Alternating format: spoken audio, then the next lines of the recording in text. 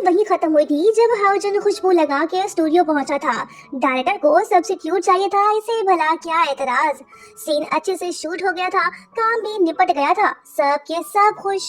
उसके बाद होता ये है कि हाउजन की फोटो मैगजीन में छपती है। फेमस तो ये पहले से ही था, अब और ज्यादा हो गया है। ब्यूटी इंडस्ट्री में झंडे गाड़ने के बाद अब ये इंटरटेनमेंट इंडस्ट्री में घुस पड़ा है, वो भी शाओशी की खातिर। खैर आगे बढ़ते हैं। हाउजन की इकलौती मॉम अब्रॉड से वापस आ गई है। जब वो अपने बेटे की फोटो मैगजीन में देखती है तो वो बहुत गुस्सा होती है और कहने लगती है कि रुक जरा, अभी आके मैं तुझे बताती हूँ। फिर क्या, मॉम वहाँ से निकल पड़ती है और सीधा ऑफिस पहुँचती है। वहाँ पे एक लड़की जो कि एम्प्लॉय है वो काफी रो रही होती है। मैडम शिन उससे पूछने लगती है कि तुम इतना क्यों रो रही हो, बात क्या है। एम्प्लॉय बताने लगती है कि मैंने एक एजेंट को पूरे साल का रेंट एडवांस में पे कर दिया था। अभी पता चला कि वो स्कैमर था।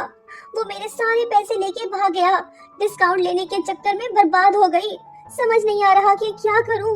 मैडम शिन कहती है कि परेशान मत हो, पुलिस में रिपोर्ट कर दो, सब ठीक हो जाएगा। एम्प्लॉय कहती है कि मैम इसमें बहुत टाइम लगेगा। लैंडलॉर्ड ने मुझे 3 दिन का टाइम दिया है। मुझे उसका घर खाली करना होगा। अब मैं कहाँ पे जाके रहूं, ये बात मुझे परेशान कर रही है। मैडम शिन कहती है कि फिक्र मत करो, हमारी कंपनी में एम्प्लॉय केयर पॉलिसी है, तुम वो अप्लाई करो, रहने का बंदोबस्त हो जाएगा। एम्प्लॉय कहती है कि मैडम मैं तो न्यू हूँ, क्या मैं अप्लाई कर सकती हूँ। मैडम शिन कहती है कि हाँ क्यों नहीं, हमारा हर एम्प्लॉय फैमिली जैसा है। मुश्किल वक्त में हम उन्हें अकेला नहीं छोड़ सकते, तुम बस अप्लाई करो, सब ठीक हो जाएगा। ये बात बोलने के बाद जब हाउजन की मॉम सीईओ के ऑफिस में दाखिल होने लगती है तो तभी ये लड़की उससे कहने लगती है कि मैडम आप बगैर परमिशन के अंदर नहीं जा सकती, ये हमारे सीईओ का ऑफिस है। वो कहती है कि मैं कोई आउटसाइडर नहीं हूँ। एम्प्लॉय कहने लगती है कि ओह अच्छा, अब मैं समझी, आप हाउजन की गर्लफ्रेंड हो ना। मॉम इतनी जवान होगी तो कोई भी धोखा खा जाएगा। खैर आगे बढ़ते हैं। मैडम शिन उसे जवाब देती है कि मैं उसकी गर्लफ्रेंड नहीं हूँ, मैं मिस शिन हूँ। बस ये सुनने की देर थी। एम्प्लॉय कहने लगती है कि सॉरी मैडम, मैं आपको नहीं पहचान पाई, मैं न्यू हूँ ना, इस वजह से मिस्टेक हो गई, प्लीज मुझे माफ कर दे। वो कहती है कि ओके कोई बात नहीं, जाओ अपना काम करो। नेक्स्ट सीन में मॉम अपने बेटे से कहने लगती है कि शाबाश बेटा, तुमने कंपनी को अच्छे से संभाल रखा है, वेल डन। जब मैं एयरपोर्ट पे थी तो बहुत सी लड़कियां तुम्हारे बारे में बात कर रही थी, तुम तो काफी फेमस हो गए हो, तुमने कंपनी को नंबर 1 बना दिया है। हाउजन कहता है कि मैं बेटा किसका हूँ, आपने तरबियत ही कुछ ऐसी की है ना। नेक्स्ट सीन में हम शिन फैमिली को घर पे देखते हैं। हाउजन, उसका ब्रदर, मॉम और बाव बाव चारों के चारों साथ बैठ के लंच कर रहे हैं। मॉम कहने लगती है कि बेटा तुम्हारी उम्र हो गई है पर तुम अब तक सिंगल हो। मैंने डैड से बात कर ली है, वो भी चाहते हैं कि तुम शादी कर लो। वैसे भी तुम सारा दिन बिजी रहते हो, बाबा की देखभाल के लिए तुम्हारे पास टाइम कहाँ है। अब वक्त आ गया है कि तुम किसी अच्छी सी लड़की से शादी कर लो।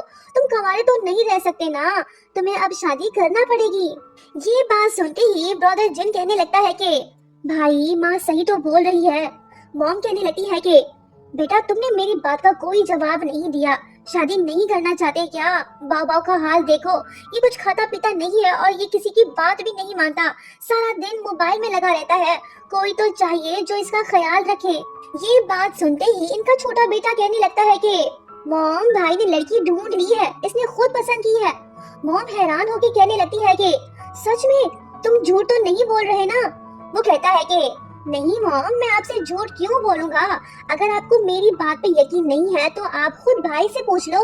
मॉम हाउजन से पूछने लगती है कि बेटा क्या ये सच बोल रहा है। तभी बाव बाव को शाओशी की कॉल आती है। वो फोन पे कहने लगती है कि बाव बाव तुम खाना खा रहे हो ना, जितना ज्यादा खाओगे उतनी जल्दी बड़े हो जाओगे। बाव बाव इसकी बात फौरन से मान लेता है और वो खाना खाने लगता है। जब ये हैरत अंगेज नजारा मॉम देखती है तो उसके होश ही उड़ जाते हैं। वो हाउजन से कहने लगती है कि अरे वाह, ये लड़की तो काफी अच्छी है, तुम्हें ऑफिस के लिए न्यू स्पोक्स पर्सन चाहिए था ना, इस लड़की को कंपनी में ले आओ, हम उसका इंटरव्यू कर लेते हैं। ब्रदर जिन कहने लगता है कि मॉम आप बहू ढूंढ रही हैं या स्पोक्स पर्सन, बात समझ में नहीं आ रही।